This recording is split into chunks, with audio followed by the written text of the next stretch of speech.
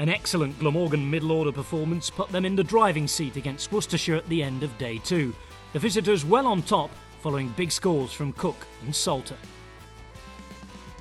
Glamorgan were hoping to push on against Worcestershire at the start of the second morning at New Road, after their top order largely failed with the bat chasing a decent total. Only 76 were on the board for Glamorgan at the start of the second day, but with Rudolph and Cook at the crease, it wouldn't stay that way for long. 4 overs into the day, Rudolph reached his half-century, striking a boundary off day 1 hero Tong in the process.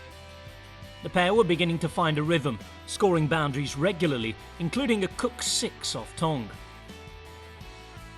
Rudolph kept pushing towards his century, farming the strike well with Cook, and after some more hefty boundaries, brought up 3 figures on his 162nd ball at the crease.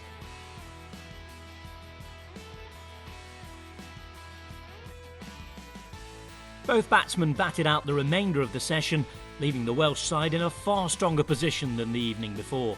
202 for 6 at lunch.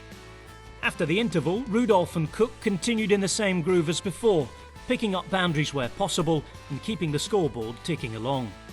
Cook eventually fell off Leach's bowling, just 7 runs short of his century, ending a partnership worth 168 runs. 5 balls later and Rudolph was clean bowled, ending a productive over for Leach.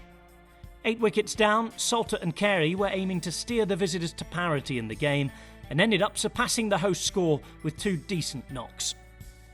Salter regularly scored boundaries throughout the afternoon, making light work of the Worcestershire attack, and ended the session 8 runs short of a half-century. At tea, Glamorgan had opened up a decent lead, 8 wickets down, with 304 scored. Both batsmen reached their half-centuries in an expensive Barnard over after tea. 4 boundaries were scored off it, extending the visitors' lead. Salter then dispatched Tong for 6 2 overs later, before Tong got one of the dangerous pair, dismissing Carey for 54. Hogan anchored down at the other end before being dismissed for 13, the final batting card for Glamorgan reading an impressive 381 all out.